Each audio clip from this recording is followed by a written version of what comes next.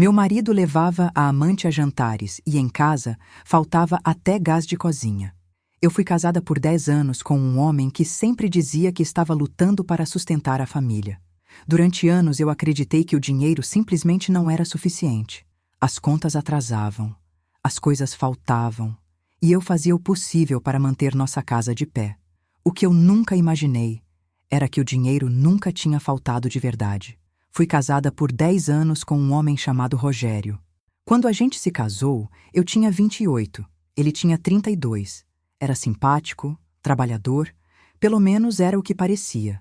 Trabalhava como supervisor em uma distribuidora de bebidas. Não era um cargo altíssimo, mas era estável. Tinha carteira assinada, plano de saúde, 13º. Quando a gente começou a namorar, eu me lembro de pensar: esse homem tem responsabilidade. Esse homem vai cuidar da família. Que ingenuidade a minha. Quando nosso filho, o Gabriel, nasceu, eu fiquei feliz de um jeito que não sei nem descrever. Era tudo o que eu queria: uma família, um lar, uma razão para acordar todo dia e fazer tudo de novo com vontade.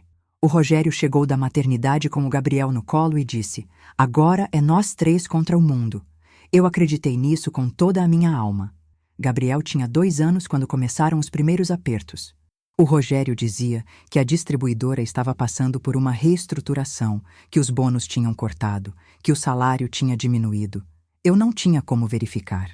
Nunca fui do tipo de mulher que fica vasculhando o extrato de marido. Comecei a trabalhar mais.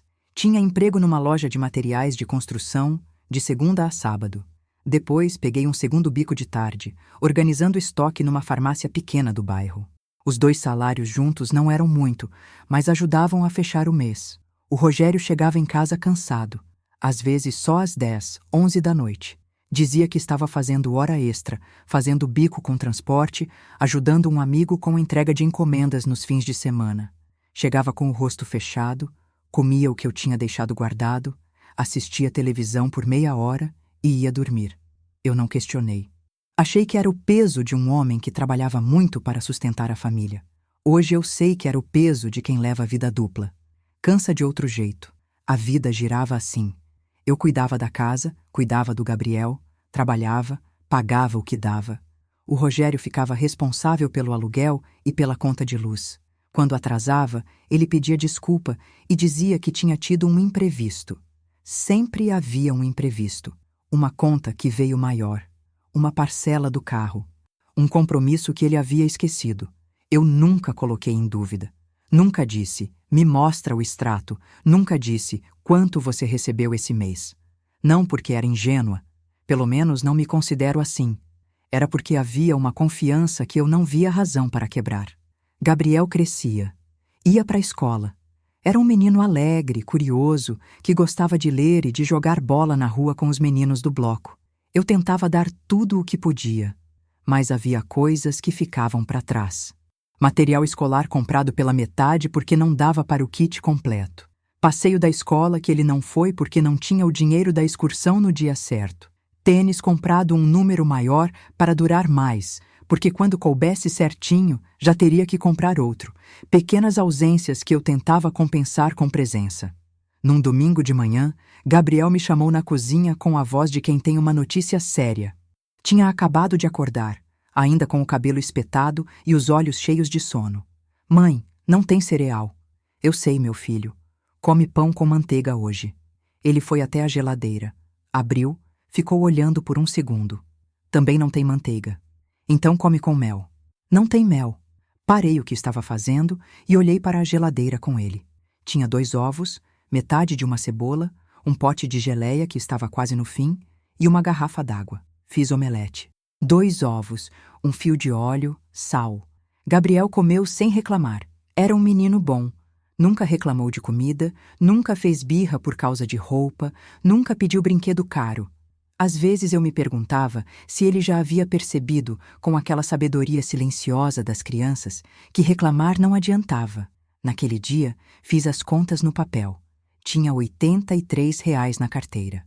Aluguel vencia em 4 dias. Conta de água atrasada.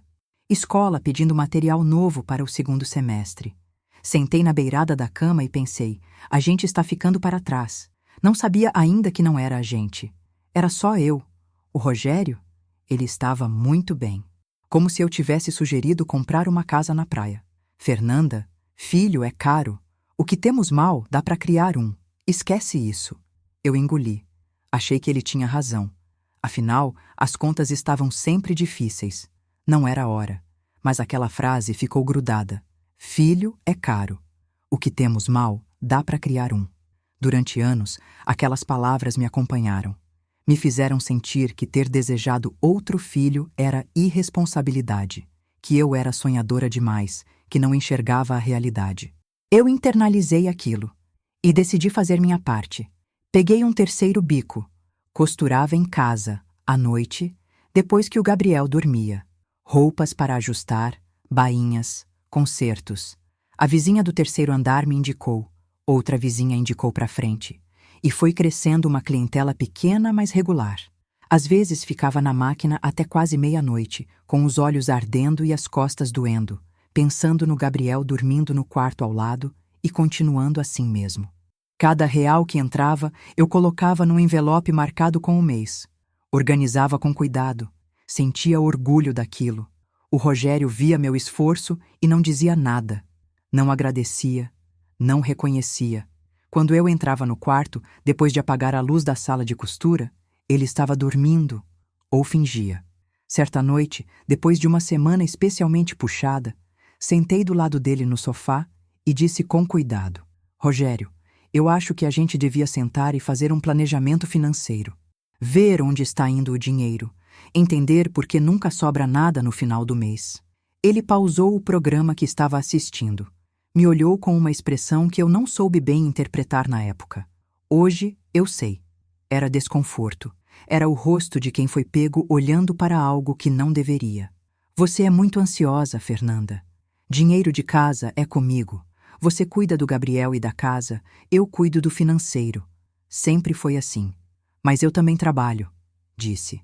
Eu contribuo todo mês. Acho que tenho o direito de saber como estão as nossas contas. Você sabe. Está tudo certo, só está difícil agora. Sempre está difícil. Já tem 5 anos que está difícil. Preciso entender por quê. Ele suspirou, com aquele suspiro de pai para filho impertinente. Fernanda, por favor, estou cansado. Trabalhei o dia todo.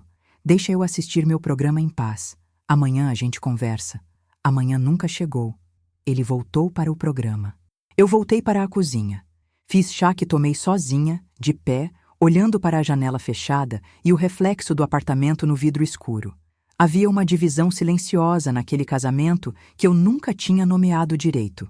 Eu ficava com a parte visível, a casa, o filho, o dia a dia. Ele ficava com o dinheiro, com as contas, com as decisões. E eu, que confiava nele, deixei. Que erro. Foram anos assim. Eu trabalhando, ele controlando. Eu pedindo, ele explicando que não tinha. Sempre havia uma justificativa nova. O carro precisou de conserto. A distribuidora atrasou o pagamento. O amigo não pagou o que devia. A conta de condomínio subiu. Havia sempre alguém ou algo que tinha atrapalhado. E as explicações eram plausíveis. Não eram absurdas. Eram o tipo de coisa que acontece de verdade na vida das pessoas. Por isso eu acreditava. O pior não era nem a falta de dinheiro. O pior era a sensação constante de que eu estava fazendo algo errado. Que se eu fosse mais organizada, mais econômica, mais cuidadosa, as coisas melhorariam. Era uma culpa que não tinha nome. Uma culpa que eu carregava sem saber de quem era. Hoje eu sei. Era a culpa dele que havia depositado em mim sem que eu percebesse. E eu havia recebido, sem pedir recibo. A dona tinha dívidas que ninguém sabia. E uma manhã, a gente chegou para trabalhar e a porta estava fechada com cadeado. Recebi uma mensagem de texto informando que a empresa havia encerrado as atividades. Sem aviso, sem explicação presencial, sem nada. Só um texto no celular às 8 da manhã. Fiquei parada na frente da porta com o cadeado por um tempo. Depois peguei o ônibus de volta para casa. Naquele mês, meu salário não entrou. Meu bico da farmácia ainda existia, mas era um valor pequeno. Ia até o meio do mês, se eu fosse muito cuidadosa. As costuras não eram suficientes para cobrir o que eu havia perdido. Fui direto ao Rogério e expliquei a situação. Ele ouviu com a mesma expressão de sempre. Aquela calma que, na época, eu confundia com maturidade. Hoje reconheço como indiferença. Tudo bem, disse ele. Você vai encontrar outra coisa logo. Sim, mas enquanto isso, Rogério, as contas do mês. A escola do Gabriel. O mercado está quase vazio. Eu resolvo. Você tem certeza? Porque o aluguel vence semana que vem e eu não tenho como cobrir minha parte esse mês. Fernanda, eu disse que resolvo. Confia em mim. Ele resolveu por uns 15 dias. Depois, começou a aparecer com menos dinheiro. Dizia que estava difícil na distribuidora, que tinha tido desconto no salário por causa de um problema com entrega, que um amigo que estava devendo não tinha conseguido pagar ainda. As justificativas mudavam. O resultado era sempre o mesmo. A despensa foi esvaziando. Primeiro foram as coisas supérfluas, depois as coisas que eu chamaria de básicas. Achocolatado para o Gabriel, suco e iogurte. Foram sumindo da lista de compra porque tinham saído do orçamento. Depois foi o sabão em pó, a farinha, o arroz que passei a comprar em saco de 2 quilos porque o de 5 não cabia no orçamento. Depois foi o gás. Lembro exatamente daquele dia. Era uma terça-feira de manhã fria. Gabriel tinha chegado da escola mais cedo porque o professor faltou e entrou pela porta com a mochila nas costas, pedindo o macarrão com molho que eu fazia, com aquele entusiasmo de criança que acha que a mãe tem sempre tudo preparado. Já vai ficar pronto, meu filho, vai tirar o uniforme. Ele foi. Eu fui ao fogão, abri o botijão pelo registro, acendi o fósforo. Nada. O fósforo apagou. Tentei de novo, com outro fósforo. Nada. Fui até o botijão, curvi o joelho, chacoalhei. Vazio. Completamente vazio. Nem aquele barulhinho de resto tinha. Fiquei parada na cozinha por uns minutos, olhando para o fogão apagado, para o botijão laranja, para a panela que estava em cima da bancada esperando.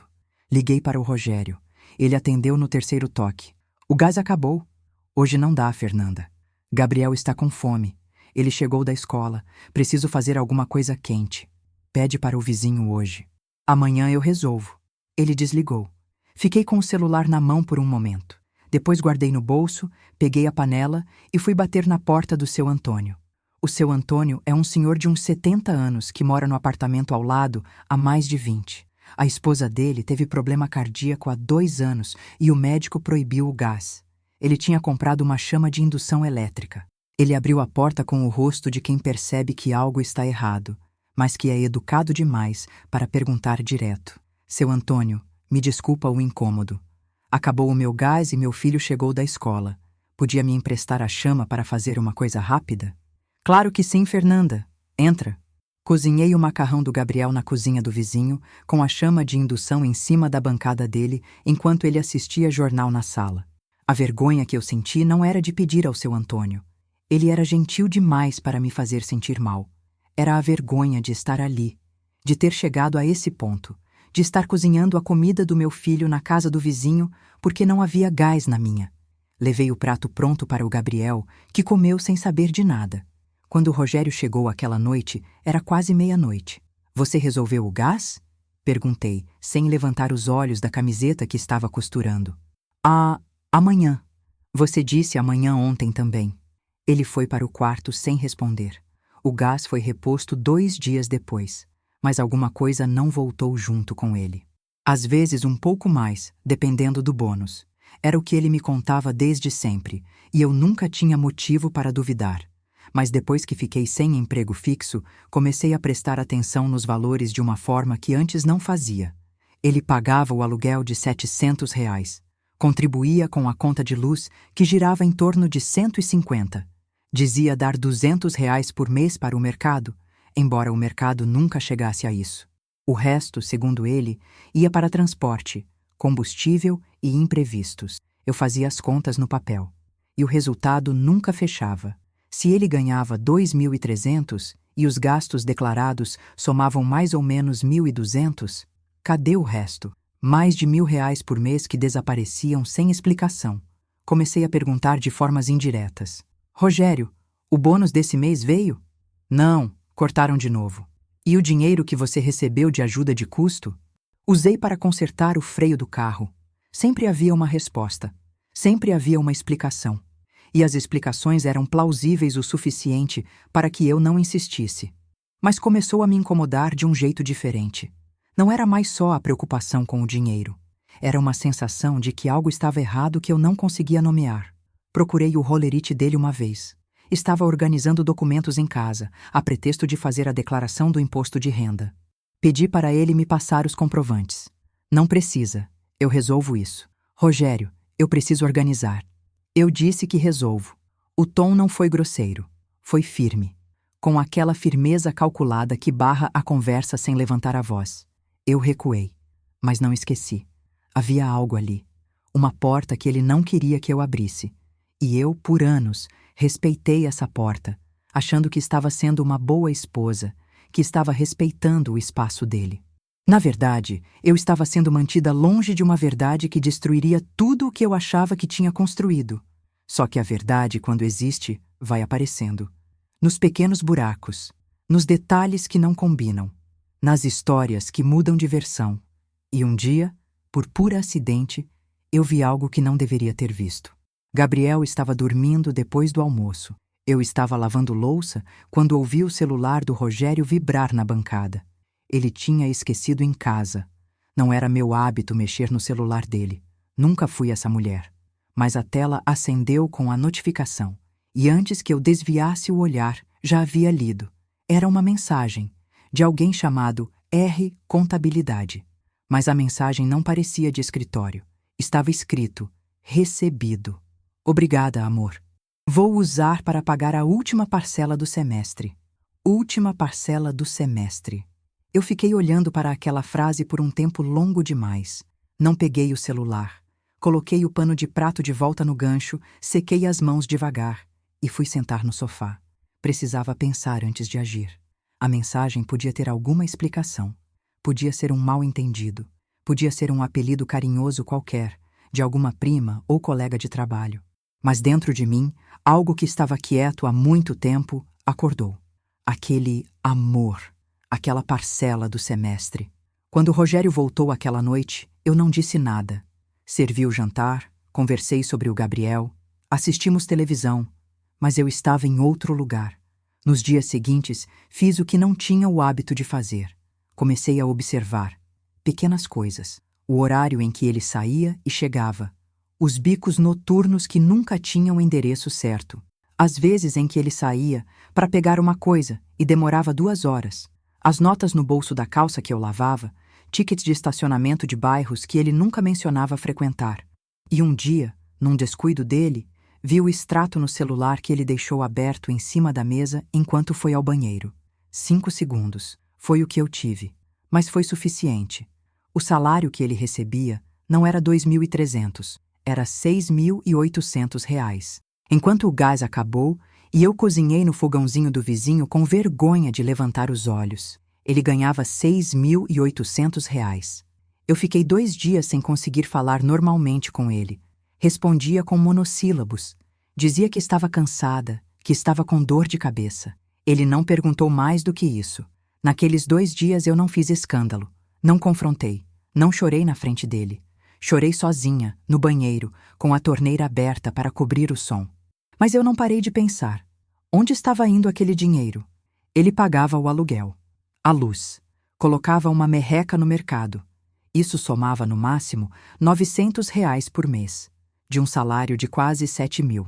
Restavam mais de 5.000 reais todo mês que sumiam sem deixar rastro dentro da nossa casa. 5.000 reais que eu nunca vi. 5.000 reais que poderiam ter pago o material escolar do Gabriel, o gás, o mercado cheio, a máquina de lavar consertada, a consulta médica que eu adiei por 2 anos porque não tinha dinheiro. 5.000 reais que foram para algum lugar que não era a nossa família. Eu precisava saber para onde. E então me lembrei da mensagem, do amor, da parcela do semestre. Precisava de mais provas antes de abrir a boca. Não ia chegar na frente do meu marido sem ter certeza do que estava dizendo. Não ia dar a ele a chance de me chamar de louca, de ansiosa, de imaginativa. Fui buscar a verdade com calma, com método, com a paciência de uma mulher que passou 10 anos aprendendo a segurar a língua. A gente não era muito próxima, mas nos falávamos no corredor, trocávamos ovos quando faltava, esse tipo de coisa. Ela era uma mulher de uns 40 anos, divorciada, direta no jeito de falar.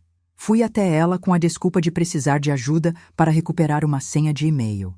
Mas quando ela abriu a porta, eu não aguentei manter a desculpa. Saiu tudo. A mensagem que vi no celular, o extrato, a conta que não fechava. Ela ouviu tudo sem me interromper uma vez. Quando terminei, ficou um momento em silêncio, como se estivesse organizando o que ia dizer. Fernanda, você precisa encontrar mais, ela disse. O extrato que você viu é só o começo.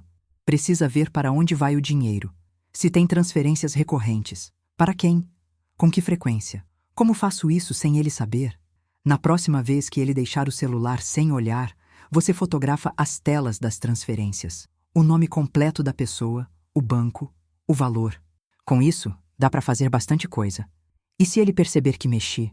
Você não vai mexer, vai fotografar e devolver exatamente onde estava. Menos de 1 minuto. Voltei para casa e fiz o que nenhuma mulher deveria ter que fazer. Fiquei esperando o meu marido cometer um descuido. Demorou 3 semanas. Numa noite de quarta-feira, Rogério foi tomar banho e deixou o celular em cima da mesa da cozinha. Eu estava no corredor dobrado roupa. Ouvi o barulho do chuveiro ligando. Meu coração foi a 1000. Entrei na cozinha como se fosse buscar água. Peguei o celular. Fui direto ao aplicativo do banco. Ele não tinha senha ativa, ou estava salva, não sei. A tela abriu sem pedir nada. Fui nas transferências. Fotografei 3 telas com meu próprio celular. Devolvi o celular na posição exata em que estava. Voltei ao corredor. Continuei dobrando roupa. Meu coração levou 10 minutos para normalizar. Levei as fotos para a Cláudia naquela mesma noite, depois que o Rogério dormiu. Ela analisou os valores em silêncio. Foi passando as fotos com o polegar, devagar. E então parou numa tela. Olha isso, ela disse. Eram transferências semanais, regulares, todo sábado, sem falta. O mesmo valor, sempre, R$ 1.200, para a mesma conta, no nome de uma mesma pessoa, Valentina Souza dos Santos. Cláudia digitou o nome numa rede social. Apareceu um perfil com foto de capa de praia e foto de perfil sorrindo. Uma mulher jovem, uns 26, 27 anos. O perfil era aberto. Fotos em restaurantes bonitos, fotos de viagem, roupas novas, cabelo sempre arrumado. Em algumas fotos havia uma tag de uma faculdade particular da cidade. Estudante de administração, 2º ano. Cláudia foi passando as fotos devagar. E então parou. Fernanda. Eu já tinha visto. Em 3 fotos, 3, estava o Rogério. Uma sorrindo para a câmera do lado dela, o braço nos ombros. Uma ele abraçando por trás, com aquele sorriso que eu não via em casa havia anos. Uma num bar que eu nunca conheci, copos de vinho na mesa, as mãos dos dois entrelaçadas. Meu marido, que me dizia que vinho era um luxo que a gente não podia ter. Ali estava ele, com outra, num restaurante, com vinho, sorrindo de um jeito que eu esqueci que ele sabia fazer. Fiquei olhando para a tela por um tempo que não sei medir. Cláudia ficou em silêncio do meu lado, com a mão perto do meu braço sem encostar, pronta se eu precisasse. Não foi choro que veio primeiro. Foi um entorpecimento, como se meu cérebro tivesse desligado os sentimentos para poder processar a informação antes. Depois, devagar, como água esquentando numa chaleira, a raiva foi chegando. Não a raiva de mulher traída, que também veio, mas depois, a raiva de mãe. A raiva de quem trabalhou com 3 empregos, de quem costurou até meia-noite, de quem pediu gás emprestado ao vizinho, de quem comprou tênis grande para durar mais, de quem disse ao próprio filho que não tinha cereal nem manteiga. Aquela raiva. Contra um homem que naquele mesmo período estava sentado num bar com copos de vinho e a mão entrelaçada na mão de outra. A Cláudia fez a conta na calculadora do celular e me mostrou o número. Mais de R$ 90 mil. R$ 90 mil que foram para aquela mulher, em 1 ano e meio. Mas não era só isso. Nas fotos da Valentina havia registros de lugares. Restaurante em shopping, hotel em cidade turística, foto numa pousada na praia com vista para o mar. E a faculdade. Ela havia postado uma foto segurando um certificado com uma legenda: mais um semestre pago. Gratidão pela vida. Eu nunca fiz faculdade. Não porque não quis. Quis muito. Mas quando surgiu a oportunidade, o Rogério disse que não tinha como, que o dinheiro estava curto, que ia ter que adiar. Eu adiei. E nunca voltei. Ele estava pagando a faculdade da amante, enquanto me dizia que faculdade era um luxo que não cabia no orçamento. Cláudia ficou quieta ao meu lado enquanto eu processava.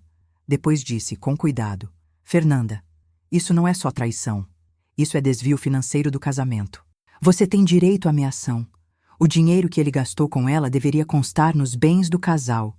Isso tem nome jurídico: dissipação do patrimônio conjugal. Eu ouvi aquilo e alguma coisa dentro de mim mudou de posição. Não era só uma mulher traída. Era uma mulher que havia sido roubada por 10 anos. Com método, com regularidade, com a frieza de quem manda transferência todo sábado enquanto a esposa está em casa fazendo o almoço do domingo. Fui somando mentalmente enquanto a Cláudia falava. R$ 1.200 por semana. Por 4 semanas e meia por mês, em média. Mais ou menos R$ 5.400 mensais só em transferências. Por 1 ano e meio visível no histórico. Quase R$ 100 mil. R$ 100 mil que não estiveram na nossa casa em nenhum momento. Enquanto meu filho comia ovo, porque não tinha mais nada na geladeira, ele levava outra para jantar. Enquanto eu costurava de madrugada para juntar um extra no envelope do mês, ele depositava 1.200 toda semana para que a amante não sentisse a mais leve pressão financeira.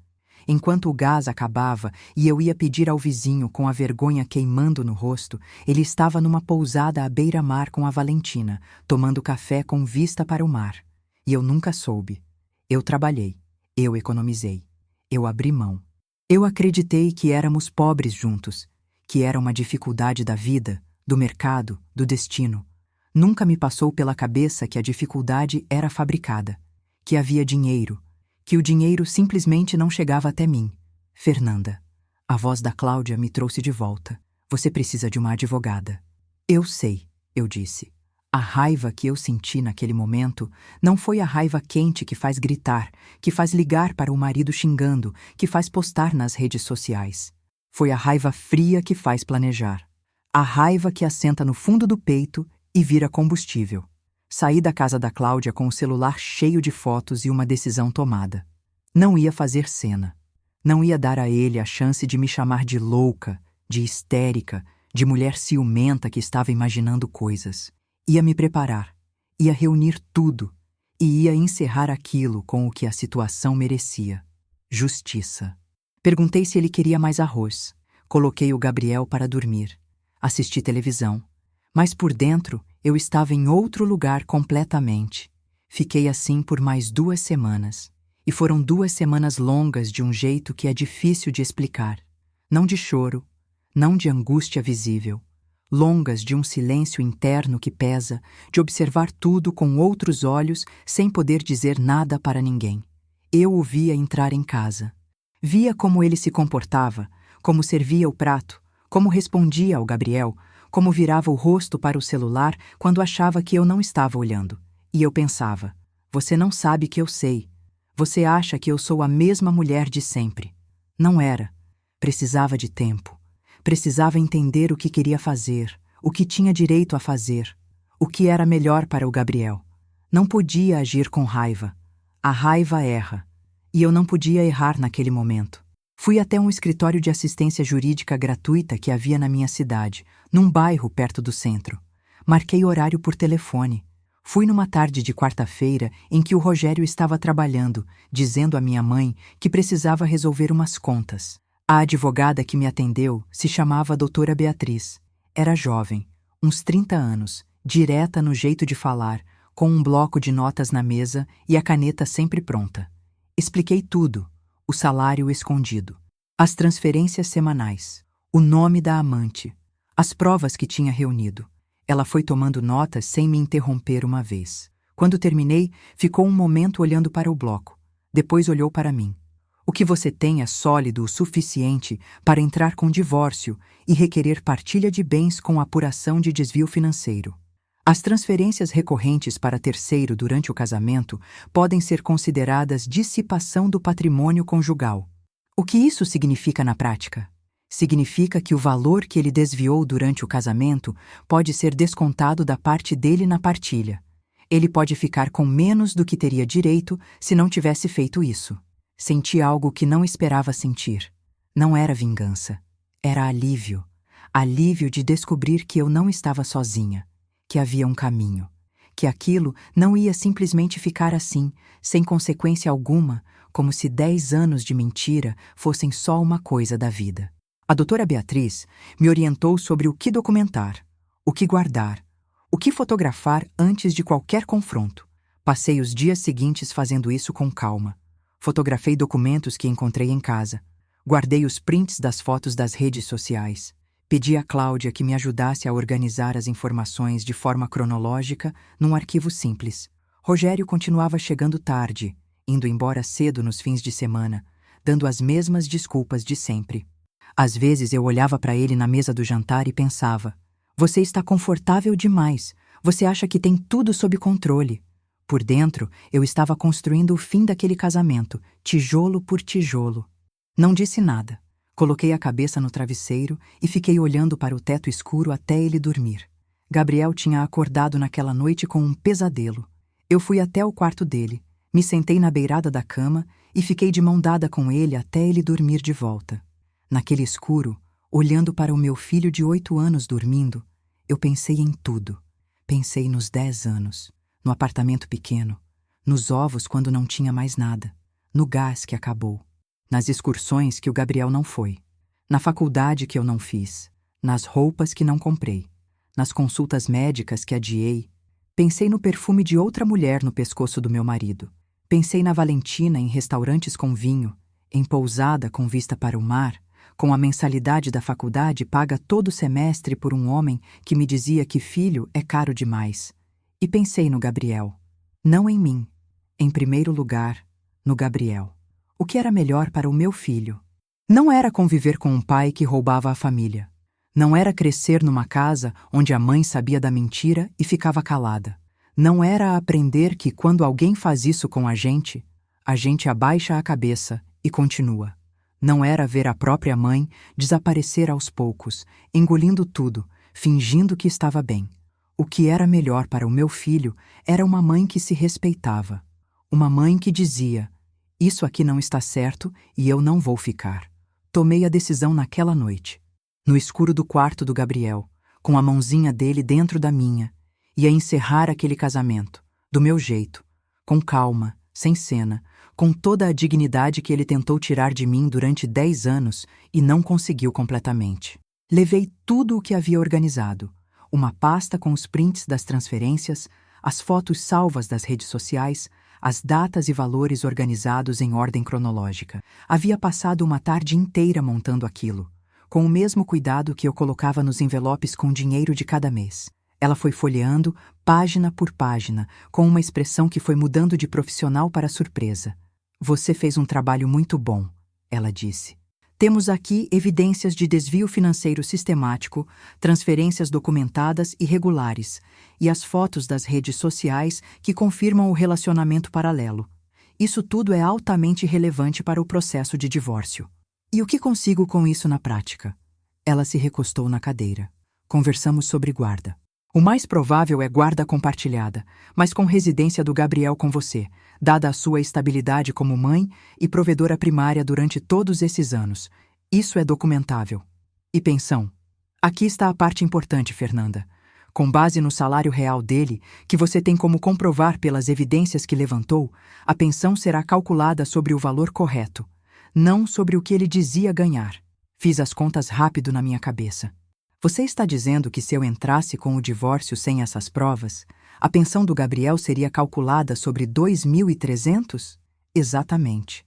E com as provas que você tem, será calculada sobre 6.800. Fiquei olhando para ela por um momento. Toda a diferença do mundo, eu disse. Toda a diferença, ela confirmou.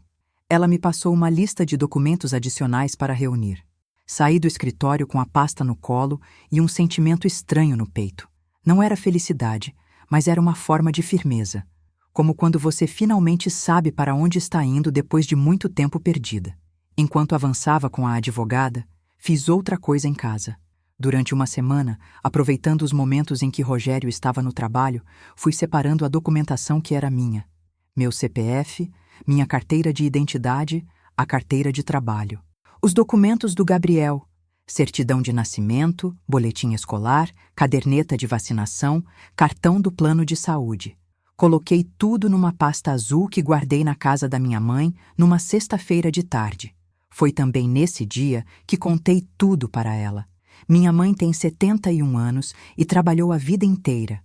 Criou 2 filhos quase sozinha depois que meu pai foi embora quando eu tinha 12 anos. Ela não é do tipo de mulher que chora fácil. Mas, quando terminei de contar, ela ficou em silêncio por um tempo que pareceu muito longo. Depois, olhou para as mãos, depois para mim. Enquanto o meu neto passava falta, ela disse devagar, como quem está processando uma coisa grande demais. Aquele homem estava bancando outra. Não foi pergunta, foi confirmação. Era isso, mãe. Ela ficou quieta mais um pouco. Você está fazendo certo, Fernanda.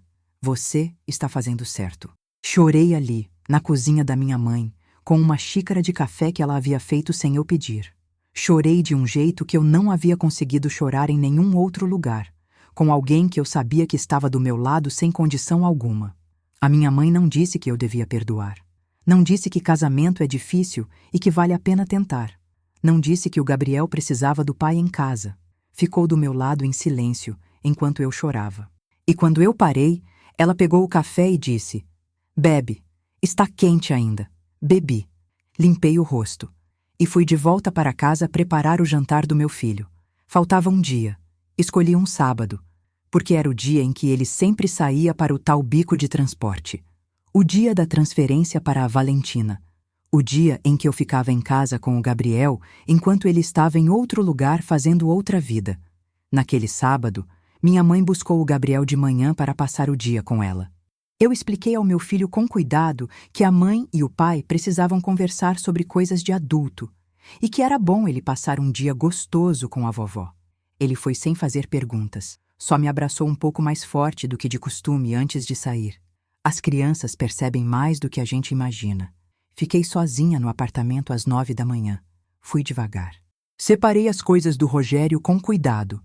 Não joguei fora nada. Não destruí nada. Não queria dar a ele a narrativa de mulher desequilibrada. Dobrei as roupas cuidadosamente, emparelhei os sapatos, coloquei os documentos dele numa pasta. Organizei tudo junto à porta, com os casacos em cima. Depois varri a casa. Lavei a louça do café da manhã. Fiz meu almoço. Comi sozinha, com calma, olhando pela janela. Depois sentei na sala e esperei. Fiz crochê enquanto esperava. Mão ocupada, cabeça mais quieta. Ele chegou às 5 da tarde. Abriu a porta, viu as caixas empilhadas no corredor e parou. Ficou parado ali por um momento que pareceu muito longo. A mão ainda na maçaneta, a porta semi-aberta, o corpo no limiar. Entrou na sala. Me olhou. Eu estava sentada no sofá, com as mãos cruzadas no colo, o crochê de lado, sem chorar, sem voz trêmula, sem o rosto vermelho de quem ficou horas se preparando emocionalmente para isso. Eu estava tranquila, com uma tranquilidade que eu mesma não esperava. "O que é isso?" ele perguntou. A voz tinha uma tremedeira que ele tentou esconder, mas estava lá. "São suas coisas", eu disse. "Organizei tudo." "Fernanda." "Eu sei, Rogério." Ele ficou quieto, abriu a boca, fechou. "Eu sei do salário." Continuei com calma. "Sei dos 6.800. Sei das transferências todo sábado. Sei do nome da Valentina. Sei da faculdade que você paga. Sei dos restaurantes. Sei das viagens." Vi as fotos. Ele não disse nada.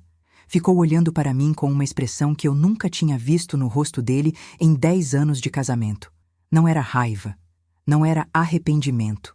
Era o rosto de alguém que foi pego, que sabe que foi pego e que não tem mais nada para oferecer. "Eu não quero explicação", disse. "Não vim aqui pedir explicação de nada. Não vou gritar, não vou fazer escândalo. Não é meu estilo e você sabe disso. Fernanda, só deixa eu..." "O que importa", continuei, como se ele não tivesse falado, "é que enquanto o nosso filho ficava sem mercado, Sem gás, sem a excursão da escola, sem tênis que cabia no pé, você estava bancando a vida de outra mulher, pagando a faculdade dela, levando ela para jantar, transferindo mais dinheiro para ela por semana do que você me dava por mês para cuidar desse apartamento e desse filho. Fiz uma pausa. Isso eu não consigo perdoar. Não por mim. Pelo Gabriel. Ficou um silêncio muito grande naquela sala. O tipo de silêncio que ocupa espaço, que tem peso. Ele sentou no sofá da frente. Colocou o rosto nas mãos. Eu me levantei. A minha advogada vai entrar em contato com você essa semana. As suas coisas estão na porta. Você pode ir. E fui para a cozinha. Coloquei a chaleira para aquecer. Fiz chá. Com as mãos quietas e o coração mais quieto ainda. Alguns minutos depois, ouvi o barulho das rodinhas da mala arrastando no piso do corredor. A porta batendo, não com força, mas com a definitivo de quem sabe que não vai entrar mais. E então, silêncio. O mais limpo que eu tinha ouvido em anos. Depois foi pessoalmente. Bateu na porta. Eu abri, sem deixar entrar. Fernanda, você está sendo fria demais. Precisa me deixar explicar.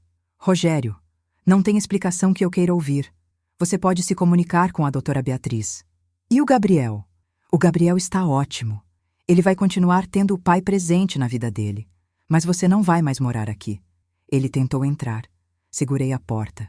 Você não tem esse direito, ele disse. Tenho sim. O apartamento é alugado no meu nome também. E enquanto o processo não for resolvido, você fica onde está. Qualquer dúvida, fala com a advogada. Fechei a porta. Fui para a cozinha. Fiz almoço para o Gabriel. O processo correu. A doutora Beatriz trabalhou com competência. As provas que eu havia levantado foram apresentadas formalmente. O Rogério tentou negar os valores durante algum tempo, mas quando as transferências bancárias foram juntadas ao processo, não havia muito o que fazer. O salário real dele foi confirmado, R$ 6.800. A pensão do Gabriel foi calculada sobre esse valor, não sobre a mentira que ele contava. Foram meses de processo, meses de audiências, de documentos, de espera. Mas eu aguentei. Tinha aprendido a aguentar. Só que agora estava aguentando por algo que valia. A partilha dos bens foi feita. Como não havia imóvel, éramos locatários, foi apurado o que havia de patrimônio. Um carro no nome dele, uma poupança que apareceu durante o processo e a apuração do desvio financeiro que a advogada conseguiu argumentar. Não fiquei rica. Não foi isso. Mas fui tratada com justiça pela primeira vez em muito tempo. Perdeu a convivência diária com o filho. Perdeu a imagem que construiu de homem de família esforçado. Perdeu o controle que tinha sobre mim e sobre as finanças. Perdeu a narrativa, porque a narrativa era uma parte importante do que ele tinha. A narrativa de homem sacrificado, que trabalhava demais, que fazia o possível mesmo com salário pouco. Essa história foi por água abaixo quando os números reais vieram à tona no processo. A Valentina soube depois por terceiros, uma prima dele que ainda fala com minha cunhada, ficou com ele por uns 6 meses depois da separação. Depois foi embora. Não queria ter vida de esposa, conviver com ele foi o suficiente para ela tirar ele da vida dela. E aparentemente esse homem, sozinho e sem o suporte de uma esposa que bancava a base da vida, não era suficiente para ninguém. A Valentina foi. Não voltou. Rogério tentou, algumas vezes, reestabelecer uma relação mais cordial comigo por causa do Gabriel. Eu deixei, dentro dos limites que defini. O Gabriel precisa do pai. Não do pai que eu gostaria que ele fosse. Esse pai não existe, mas do pai que ele é. Isso foi a coisa mais difícil de aprender. Separar o que é minha mágoa do que é o direito do meu filho. Eu poderia nunca mais querer ver o Rogério. E não quero, de verdade. Mas o Gabriel tem o direito de ter o pai presente na vida dele e não vou ser eu a tirar isso. Então eu engulo quando ele vem buscar o Gabriel. Quando devolve. Quando manda mensagem perguntando sobre a escola, mantendo sempre o limite. Sem intimidade, sem afeto, sem espaço para o que não é mais meu. Só o necessário pelo filho, que é dos dois. O que Rogério perdeu de verdade, e isso ele vai perceber mais com o tempo, não foi a partilha, não foi o apartamento, não foi a imagem. Foi a confiança de um menino de 8 anos que um dia vai crescer, que vai entender o que aconteceu, que vai olhar para a história da própria infância e ver. Enquanto eu passava necessidade, meu pai bancava outra vida.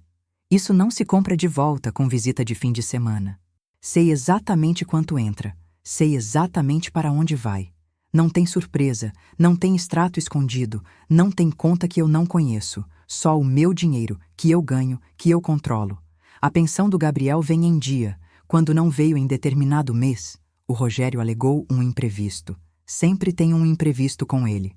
Eu liguei para a doutora Beatriz numa segunda-feira de manhã. Na terça, estava na conta, com multa por atraso. Aprendi que limite precisa de consequência. Sem isso é só palavra. Gabriel está bem. Continua sendo o menino alegre e curioso de sempre. Está no 3º ano, tirou nota boa em português, anda obcecado com dinossauros essa semana.